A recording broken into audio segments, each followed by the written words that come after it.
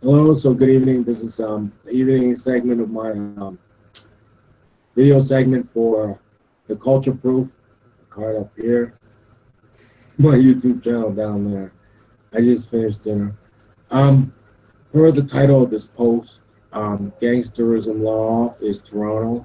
It's a little bit sensationalistic, I know, but you know, the the flip side of Gangsterism Law is monopoly. Now, Canada's famous among Americans for being a monopolistic economy. There's only a couple of major companies, right?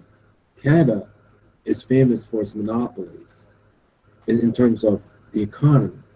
Dark side of that is tourism. Like if you corner the market on something, it's sort of like it, on the other side of the tracks where the good people live. You know, let's talk about a couple of monopolies, okay? The publishing industry in Canada employs 2,500 people, right? They each make over $100,000. That's the entire publishing industry. The money is theirs. They work very hard. Maybe it can't get any bigger than that. But seriously, what I'm pointing out is sort of the income, like is like right?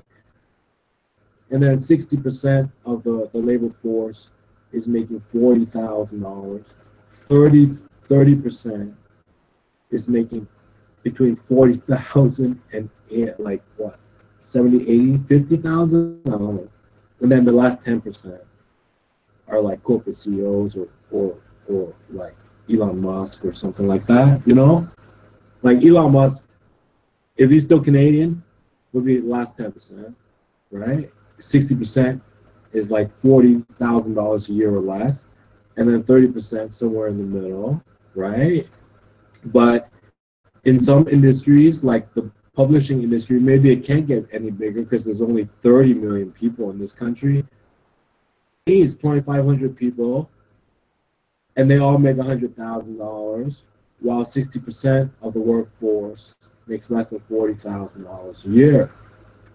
Um, I'm not saying they're cheats or liars. I'm not saying Elon Musk is a cheat or liar, or those publishers are cheats or liars. I'm just saying, boom, right?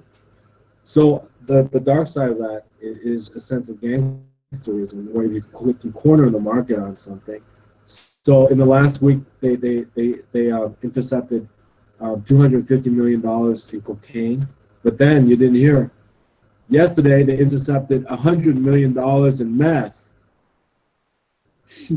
and then earlier in like before yesterday, they found just some like 2 kilograms of like more meth and more amphetamines and all this stuff, right? Nowhere near 100 million, nowhere near 200 million, 250 million.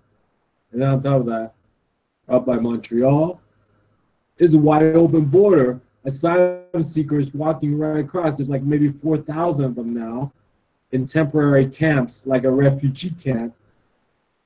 It's wide open up there in Montreal. Wide open road. $250 million worth of cocaine. $100 million worth of more drugs just yesterday.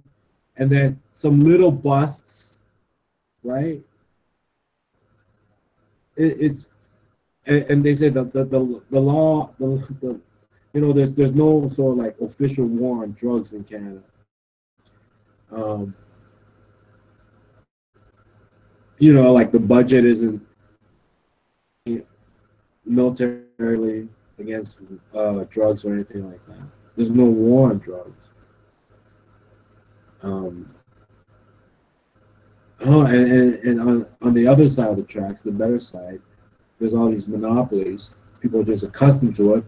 60% people just nicely working every day, right? 30% kind of just bossing around. The last 10% just raking it in. It sounds awful, right? I'm just saying it's like boom, boom, boom, right? It's like boom, boom, boom. I don't know. But in Canada, everybody rubs shoulders with everybody because there's only a few places to live, right? It's like the second largest landmass in the world after Russia, and yet everybody is like in all these urban areas.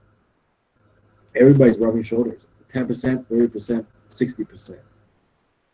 Everybody's rubbing shoulders with each other. Unlike in the United States, you know. So that's a video segment for tonight's The Culture Pool. Bye bye.